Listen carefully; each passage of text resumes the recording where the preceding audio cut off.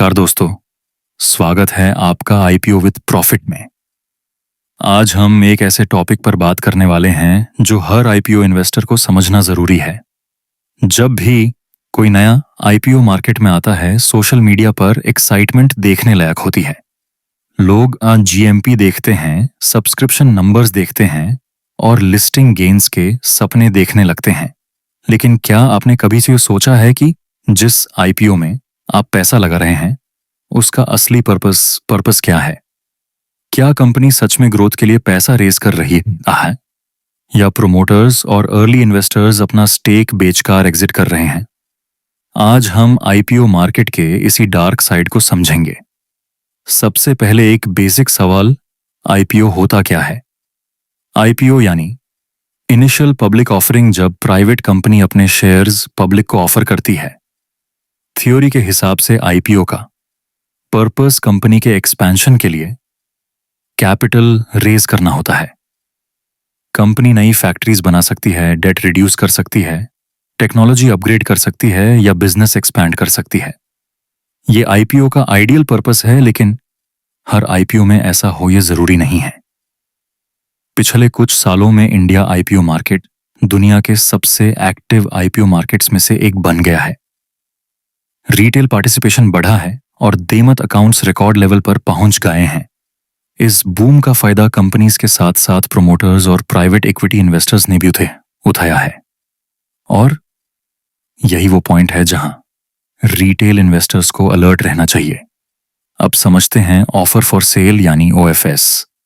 जब IPO document में आप ओएफएस देखते हैं तो इसका मतलब एग्जिस्टिंग शेयर होल्डर्स अपने शेयर्स पब्लिक को बेच रहे हैं। इस केस में जो पैसा आता है वो कंपनी के पास नहीं जाता, बल्कि सीधा प्रोमोटर्स या प्राइवेट इक्विटी फंड्स के पास जाता है। यही सबसे इंपॉर्टेंट कॉन्सेप्ट है जिसे बहुत से रिटेल इन्वेस्टर्स इग्नोर कर देते हैं। मान लीजिए एक कंपनी आईपीओ ला रही है जिसका साइज 10,000 करोड़ है। अगर उसमें 8,000 करोड़ ओएफएस है और सिर्फ 2,000 करोड़ फ्रेश इश्यू है, तो कंपनी को एक्सपेंशन के लिए सिर्फ 2,000 करोड़ मिल रहा है। बाकी पैसा एग्जिस्टिंग शेयर होल्डर्स की पॉकेट में जा रहा है।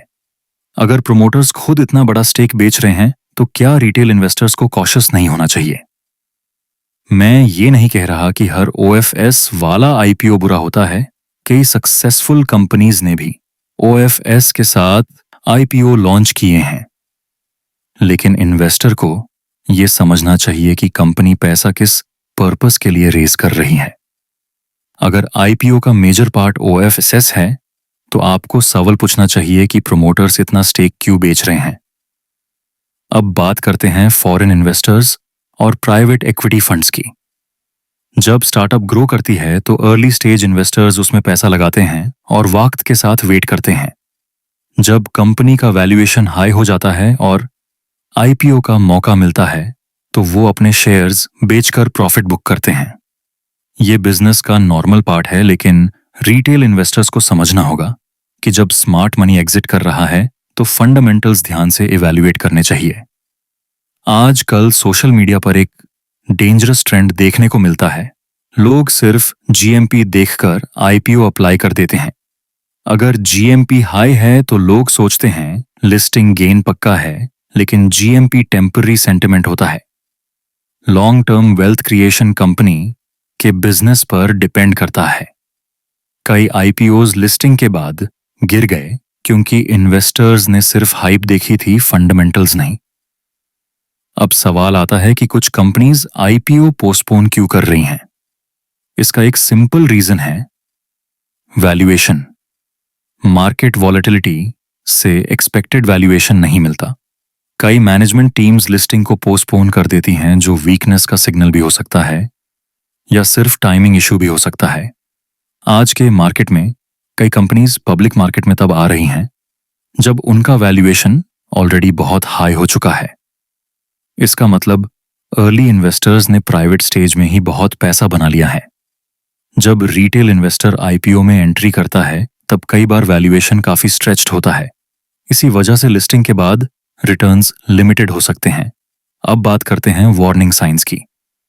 अगर आप आईपीओ इवैल्यूएट कर रहे हैं तो सबसे पहले फ्रेश इशू और ओएफएस का रेशियो देखिए। दूसरा, कंपनी का डेट लेवल देखिए। तीसरा, रेवेन्यू ग्रोथ और प्रॉफिट ग्रोथ देखिए। चौथा, मैनेजमेंट क्वालिटी और कॉर्पोरेट गवर्नेंस को समझिए। और पांचवा, वैल्यूएशन कंपेयर।